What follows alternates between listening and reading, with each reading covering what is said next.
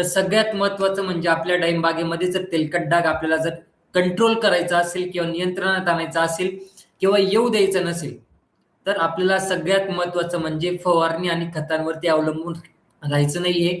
फक्त फवारणी आणि खतांवरती आपल्याला अवलंबून राहायचं नाहीये. ही फवारणी केली म्हणजे तेलकट डाग पूर्णपणे जाईल, हे खत सोडलं म्हणजे तेलकट डाग पूर्णपणे जाईल, असं कधीच होणार नाहीये. मी नेहमी सांगत असतो, डाळिंब बागेमध्ये जर विचार केला, तेलकट डाग झालं, मररोग झालं, निमॅटोड झालं, या समस्यांवरती कुठलंही परफेक्ट औषध आपल्याकडे नाहीये.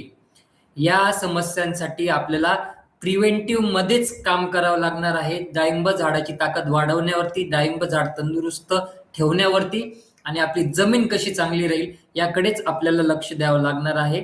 तरच आपल्याला आपल्या डाळिंब बागेमध्ये तेलकट डाग असेल, मररोग असेल किंवा निमॅटोड असेल, हे सगळं आपल्याला नियंत्रणात आपल्याला आणता येणार आहे. त्यामुळे फवारणी करण्याआधी, आता ज्या डाळिंब बागांमध्ये तेलकट डाग दिसतोय, तर अशा वेळेस बरेचसे शेतकरी पॅनिक होऊन जातात, घाबरून जातात. बरेचसे शेतकरी हे पॅनिक होऊन जातात, घाबरून जातात. तर आपल्याला तेलकट डाग बागेमध्ये दिसल्यावरती घाबरून जायचं नाहीये. तर अशा वेळेस आपल्याला फवारणी आणि खतांपेक्षा ज्या काही महत्वपूर्ण काळजी आपल्याला घ्यायची आहे, जेणेकरून तेलकट डाग हा वाढणार नाही किंवा येणार नाही, तर त्या महत्वपूर्ण काळजी आपल्याला आपल्या डाळिंब बागेमध्ये घ्यायची.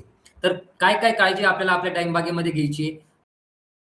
फुल अवस्थेमध्ये असेल किंवा फळविकास अवस्थेमध्ये असेल, म्हणजेच नुकतीच सेटिंग ही पूर्ण झालेली असेल किंवा सेटिंग आपली पूर्ण होऊन आपली असेल, तर अशा अवस्थेमध्ये आपल्याला चुकूनही तणनाशकांचा वापर आपल्याला आपल्या डाळिंब बागेमध्ये करायचा नाहीये.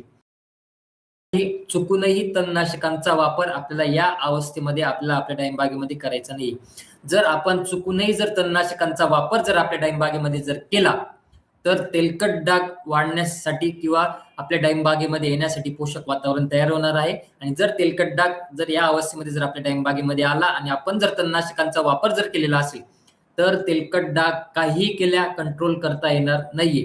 त्यामुळे जर आपली डाळिंब बाग फ्लॉवरिंग सेटिंग अवस्थेमध्ये असेल किंवा सेटिंग पूर्ण, तरी सुद्धा आपल्याला चुकूनही तणनाशकांचा वापर आपल्याला आपल्या डाळिंब बागेमध्ये करायचा नाहीये. ही सगळ्यात महत्वाची पहिली काळजी आपल्याला घ्यायची आहे.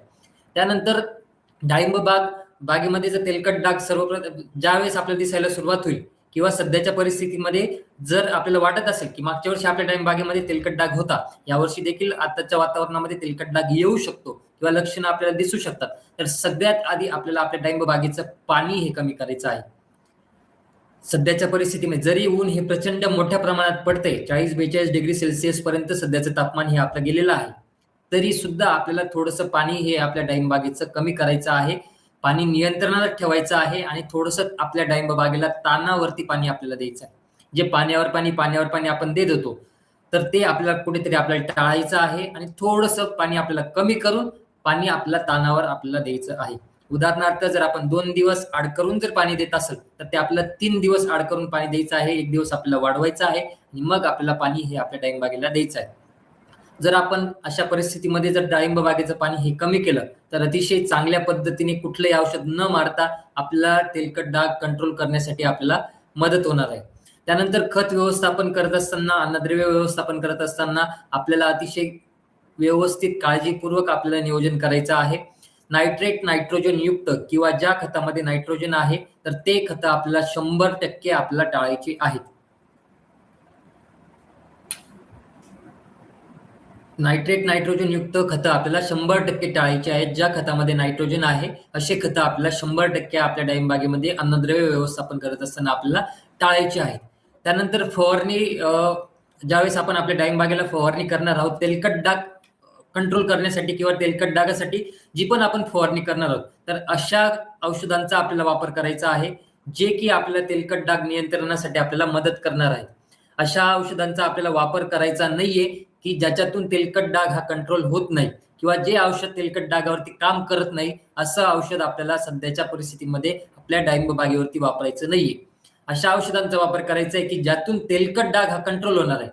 जर आपण असं औषध वापरलं ज्याचा तेलकट डाग नियंत्रणासाठी कुठल्याही पद्धतीने फायदा होत नाही, तर अशा अवस्थेमध्ये आपल्याला तेलकट डाग हा त्यातून वाढणारच आहे.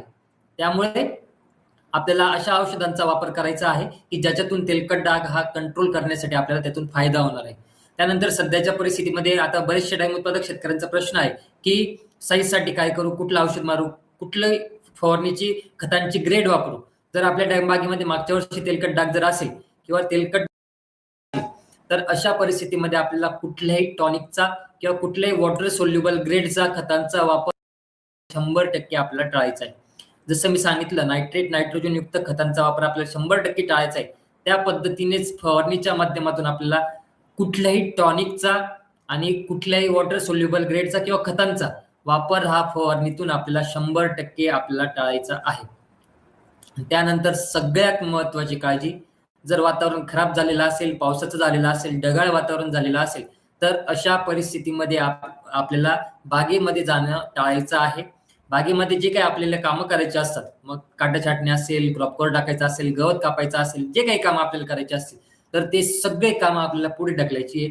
थोडंसं पोस्टपोन आपल्याला त्यांना करायचं आहे. मी जसं नेहमी सांगतो, की ज्या वेळेस तेलकट डागाला पोषक वातावरण तयार होतं, त्या वेळेस आपल्याला फक्त फवारणी करण्यापुरता आणि जर आवश्यकता असेल तर पाणी देण्यापुरताच आपल्याला आपल्या डाळिंबागेमध्ये जायचंय.